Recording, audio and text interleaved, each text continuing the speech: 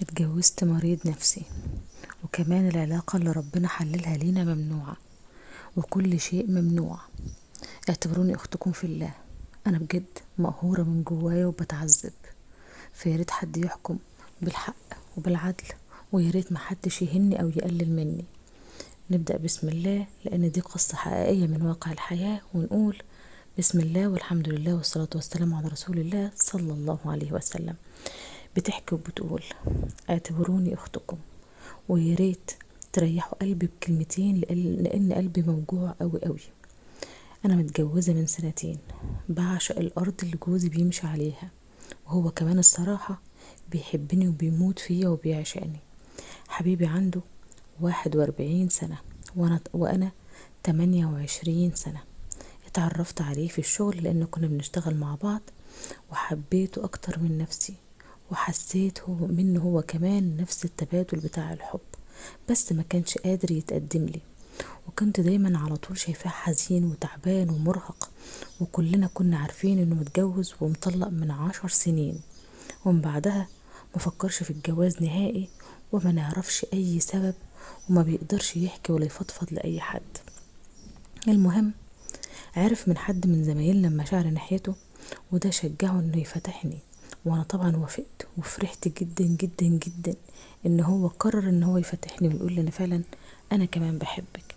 ولما سألته ليه اتأخرت، قال لي: خفت ترفضي عشان السن اللي ما بينا، وعشان انا كنت متجوز قبل كده ومخلف وانت بنت، وعشان شفت اللي بترفضيهم احسن مني في 100 مرة او بمليون مرة، يبقى هتوافق عليا ازاي؟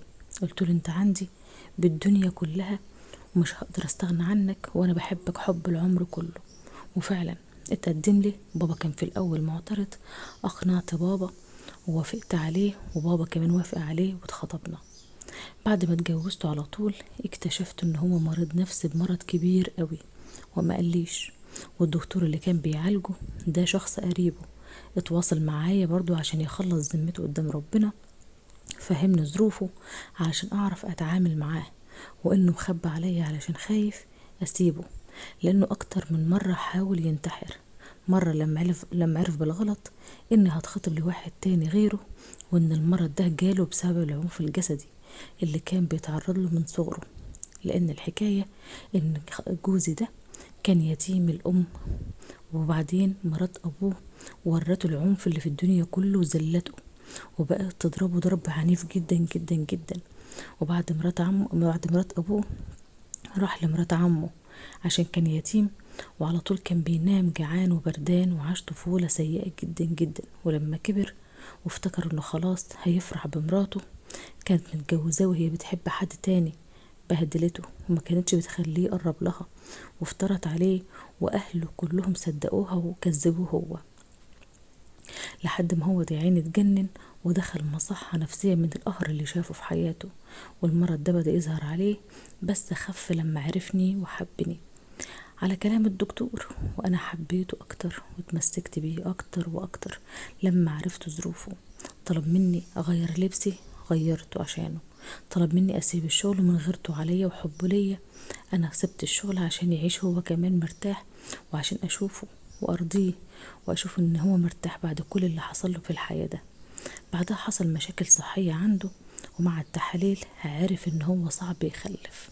انهار وقال لي: هنسيب بعض ومش هظلمك. فانا رفضت وقلت له: عمري في حياتي ما هسيبك. واتجوزنا وعيشني، وخلاص احنا فعلا بقينا متجوزين، وعيشني احلى ايام عمري. كل يوم كنت بعشقه اكتر وبحبه اكتر اكتر. من 9 شهور بالظبط حصل له عجز جنسي، ما بقاش في ما بيننا اي علاقة. ده تعب نفسيته قوي قوي. انا عمري ما حسست اني متضايقه او تعبانه او اني محتاجه حاجه زي دي، مع ان كل ست في الدنيا محتاجه الحاجه دي، بس انا كنت بقول وجوده معايا عندي بالدنيا، وجوده معايا اهم من اي حاجه في الدنيا. تعبت من اسبوع، رحت حللت، والتحاليل بتاعتي اتبدلت، هو بيستلمها مع واحدة كانت نفس اسمي في المعمل، وللأسف كانت حامل.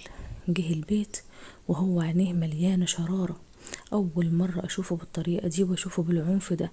طبعا اتهمني بالخيانة، نزل فيا ضرب وتلطيش، ضرب وتلطيش، وضربني. وهم عقبال ما كلموا من المعمل وقالوا لي ان النتيجة كانت غلط، كنت خلاص بموت من كتر الضرب ومن شدة الإهانة اللي عملها لي. بعدها بقى يضرب نفسه، لو معرف من معمل التحاليل بقى يضرب نفسه ويكسر دماغه في الحيط من الندم والقهر على اللي عمله معايا. وقال لي: ابوس رجلك سامحيني، ما كنتش في وعي، اضربيني زي ما ضربتك او اديني بالجزمة، بس ما تسيبينيش اموت من غيرك ارجوكي. تاني يوم لقيته بيقول لي: انا هعرض عليكي حاجة ومعرفش حياتي هتبقى ازاي لو ده حصل، وما اعتقدش اني هعيش يوم واحد لو وفيتي، بس انتي مش عايشة، انت مضيعة شبابك معايا، مضيعة شبابك مع واحد مريض نفسي ما بيخلفش، حتى العلاقة ما بيدهاش ليكي، ابسط حقوقك حرمك منها، وحرمك من شغلك ومن عيشتك ومن حياتك.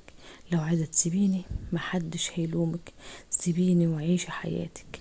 قال لي هو كده، وقال لي محدش هيلومك على اللي انت هتعمليه، بس هو ما يعرفش ان هو كل حياتي، ما يعرفش ان انا ما اقدرش اتنفس حتى من غيره، انا من غيره ما اقدرش اعيش وما اقدرش اكون، ما بشوفش نفسي او جسمي او اي حاجة تخصني مع حد غيره، ما بشوفش تفاصيل حياتي غير معاه هو وبس. ده حب عمري يا جماعة، حب عمري اللي ما شفتهوش ولا عاشرتهوش غير معاه هو وبس.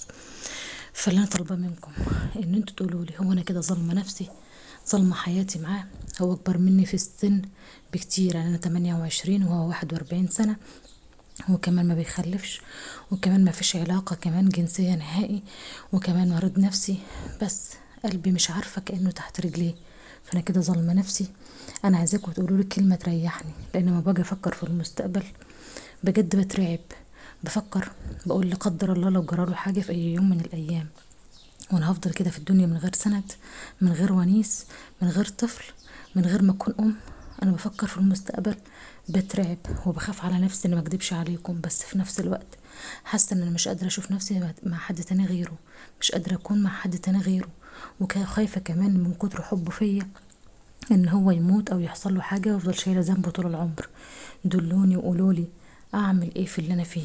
يا رب اشوف منكم الاجابه اللي تريح قلبي وتريح عقلي، وتكون في نفس الوقت ان انا مظلمهوش، او ان انا اخليه يرجع تاني ينتحر او يفكر في الانتحار. مهما كان ده شريك عمري وحب عمري، بس انا كده ظالمه نفسي ولا لا؟ وبرضه فكرولي في المستقبل اللي جاي ازاي هعيش من غير سند ومن غير ونيس. فأرجوكم شوفوا لي حل. استودعكم الله الذي لا تضيع ودائعه، وفي امان الله. ويا ريت الرد على التعليقات، ومتنسوش اللايك والاشتراك في القناه.